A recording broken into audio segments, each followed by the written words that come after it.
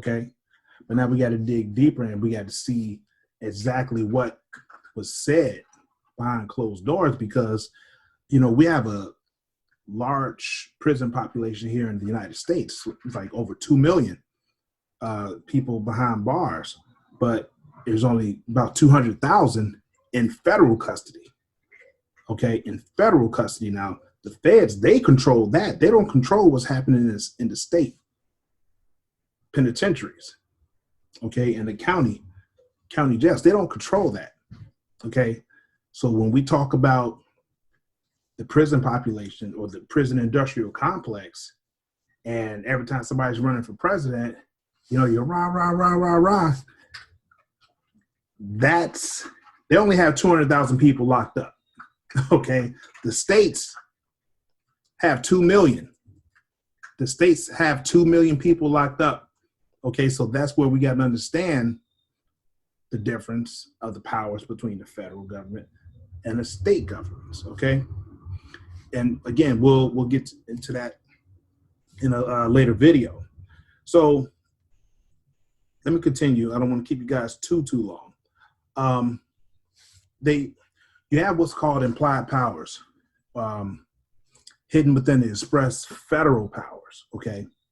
So for example, the power to make rules about citizenship implies the power to monitor the flow of people through the nation's borders, right? So the Constitution lets the federal government do things that aren't specifically stated, but are necessary and proper for carrying out those federal powers, okay?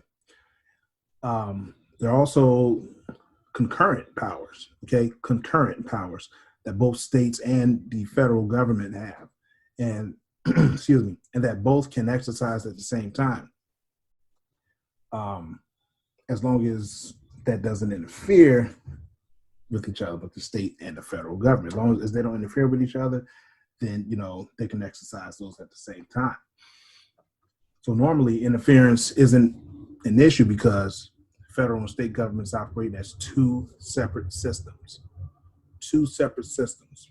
So for example, both have the power to tax, they have the power to spend, they have the power to borrow money, because both levels of government need money to function and provide services, okay?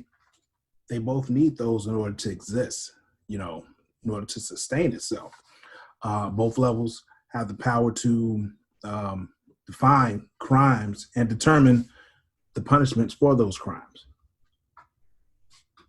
So both levels have the power to create a justice system, but the states put one big limit on themselves.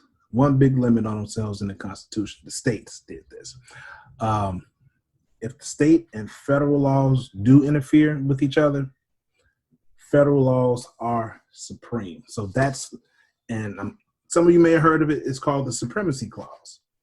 It's called the Supremacy Clause, where federal laws are supreme, so they overrule. So that's why so many people, when you see a lot of things happening at the state and local level, they start going up through the courts, go all the way up through the courts, all the way to the Supreme Court. And that's the law of the land. The Supreme Court lays down the law.